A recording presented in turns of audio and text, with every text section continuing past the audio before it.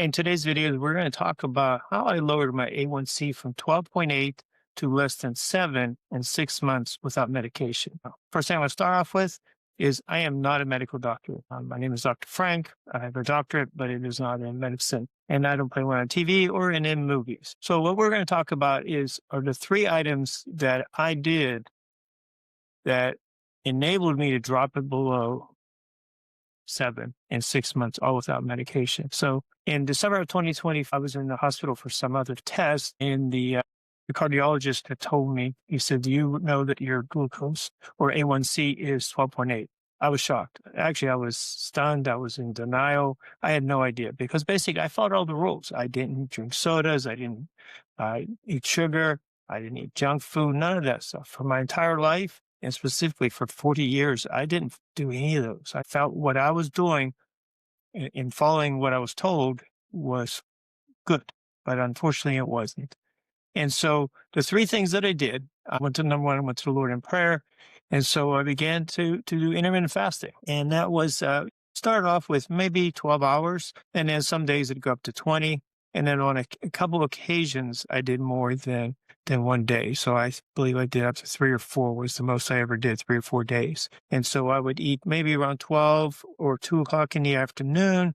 And then I wouldn't eat again until the next morning at 6, right before I was ready to go to work. And I was getting to where I was doing maybe twice a day. I was not having any snacks. I was experimenting with what I did. The second thing I did that I used was a journal. And so I used a Kindle Scribe. It was easy. I took it with me everywhere I went. I write it down. So I'll put a link to which one I have, but I get the Kindle Scribe and I documented everything. And when I say document everything, I mean, I didn't go into great detail in the sense of, hey, 3 ounces of this or 4 ounces of that. I would basically put, okay, I slept 3 hours, 6 hours, 8 hours, what it might be, how I felt when I woke up. I would write down the numbers, and we're going to talk about that in a minute. I would write down the foods. I eat this, I didn't eat this. I, started cutting these things out of my diet. And I continued with that every single day. And then the third thing that I did, and I believe all of them combined is what helped, I picked up a constant glucose monitor. I use Stelo, the brand Stelo, and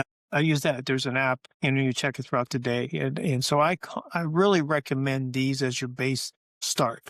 Again, I am not telling you not to take medication. I'm not saying any of that. I'm just telling you what I did. This was my experience.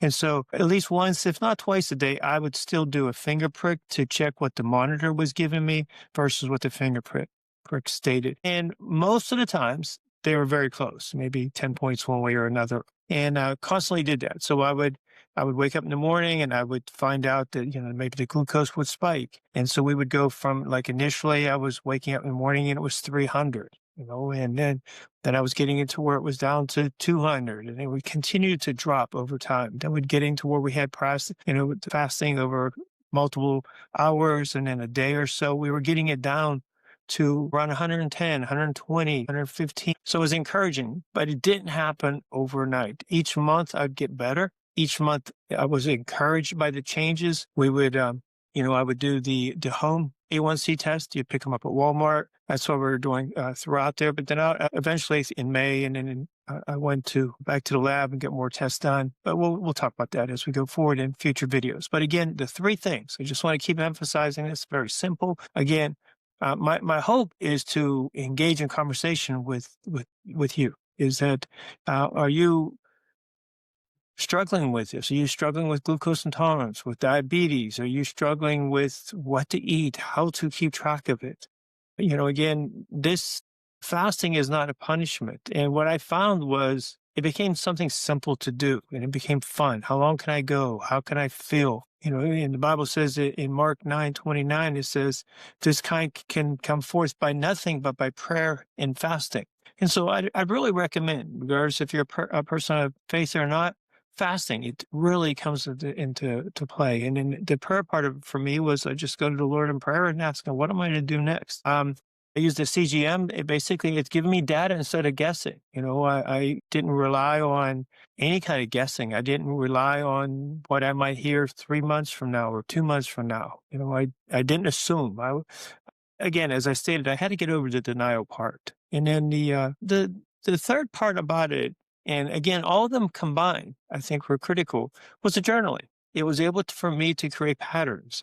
I would write things down, what I ate, how I felt, frustrations, how I would have a day where I went 15, 20 hours no eating and the glucose went up. I'm thinking, good night, what happened here? But it gave me patterns and it gave me numbers to look at. Overall, though, it started to give me hope.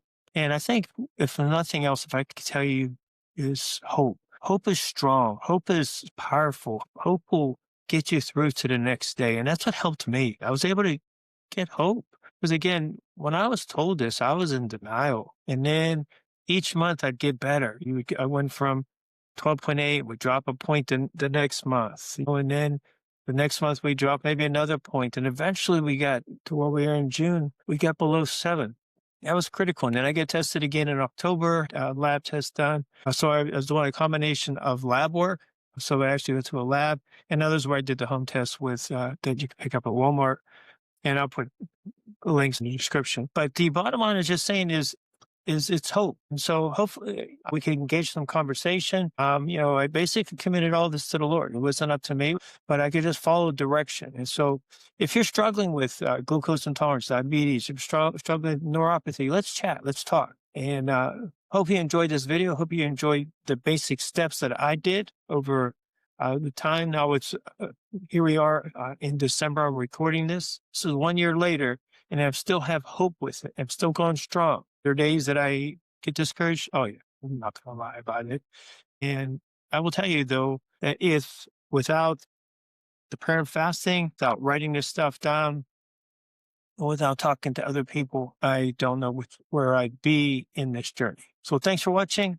Please subscribe, comment below. Thank you. Bye now.